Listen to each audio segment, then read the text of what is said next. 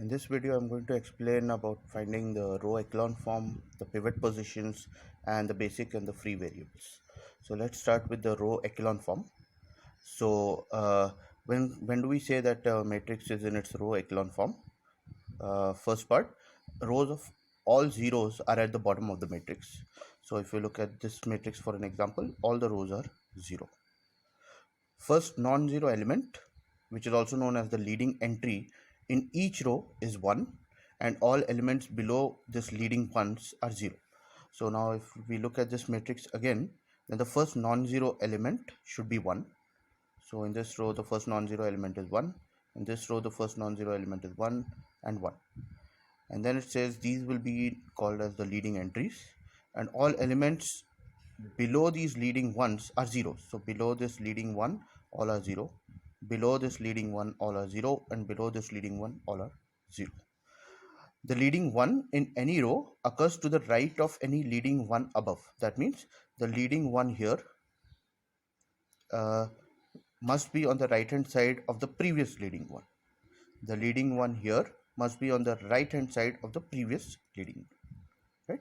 So these are few examples which follow A, B and C points, and therefore they can be called as the row echelon form. So I have circled all these ones so that you can understand better. I must note here that sometimes the first non-zero element in each row need not be 1, but this is the general definition that the first non-zero element is mostly 1. Right?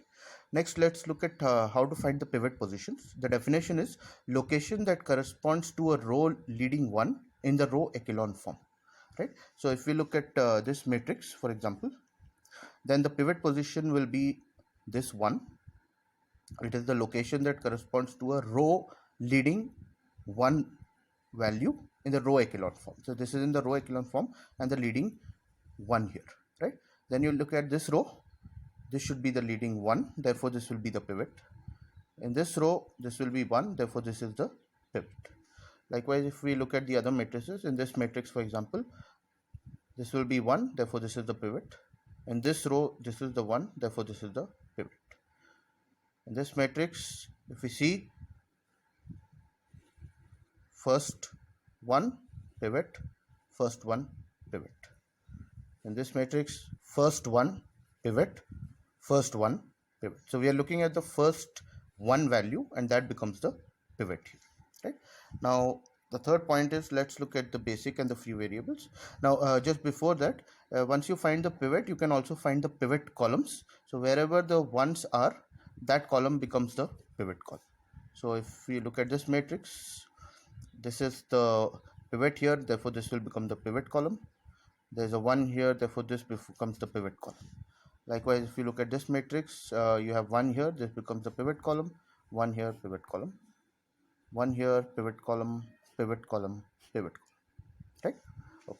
Now let's look at the basic and the free variable. So the definition is, the variable is basic if it corresponds to a pivot column, and I just explained you what the pivot column is, whereas the variable is free if it does not correspond to a pivot column. So once we find the pivots here, we can find the pivot column. So the variable, so let's say this if I take the example of this matrix, then if it corresponds to a solution, let's say some ax equal to b, then you have x1, x2, x3, x4, x5, and this is the solution. Right? So you will have the variable is basic if it corresponds to a pivot column. So x1, this entire column is for x1, therefore this becomes the basic variable, whereas the one that does not correspond to the pivot column is the free variable. So this is not the pivot, therefore this will be the free variable. So it is useful for us to solve the homogeneous equation. So now let's look at a few examples to see. Okay, so we have a system of equations in the matrix form, in its row echelon form, and let's say if it has some p equations and q unknowns. So the rule is, if p equal to q, then no free variable, you're not going to have any free variables, and all the variables are basic. If p is less than q, that means if the equations are less than the variables, then there will be some q minus p free variables, and we'll end up with infinite solutions. So let's look at a problem here. Let's say this is the matrix which is given: 1 2 minus 1 equal to 4 and 3 4 0 equal to 5. So we have the variables here x1, x2 and x3, right? So we reduce it into, the first step is to reduce it into a row echelon form. So once you reduce it, this is the form that you get, and I've marked the pivot columns. So you have the leading one here, this will be a pivot, and therefore this becomes the pivot column. Then in the next row you have the first one, therefore this is the pivot and this becomes the pivot column. So I mark the pivot columns. So you will have the pivot columns here, whereas this will be a non-pivot column, right? So the free variables that you will have is q minus p, right, where q is going to be the number of unknowns and p is the number of equations, right? So you will have 3 minus 1 because there are 3 unknowns, and you have you will have two equations, 1 and 2 equations, but 3 unknowns, therefore you have 3 minus 2. So the number of free variables is 1, and you will have the free variable here, right? So if you want to write it properly, variables x1, x2 and x3 here, x1, x2 and x3. So the basic variables, because they are in the pivot columns, will be x1 and x2, whereas the free variable is going to be x3. Now another example of the same, you have x1, x2, x3 and equal to this solution, right? So you can write it in the form x1 plus x2 minus 3x3 equal to 5, 0x1 plus x2 minus x3 equal to 15, 0x1 plus 0x2 plus x3 equal to 12. So this is the equation. So this is the first one, therefore this becomes a pivot. This is a pivot column. Next row, first one, this is a pivot, it becomes a pivot column.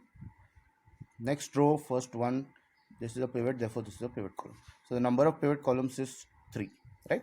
So the basic variables which we will have is 3, whereas the free variables are none, right? Okay. Then the next example, you have 1 2 4 minus 3 1 0 0 0 1 and 6. So you can write the equation similarly here. Identify the pivot points in the pivot column. So this is the pivot and pivot column, this is the pivot and pivot column. The basic variables will be x1 and x4, whereas the free variables will be x2 and x3. So now if we go back to this definition, in this example p becomes equal to q, right? So free variables are x2, x3 and basic are x1, x4, therefore this system will have infinite solutions.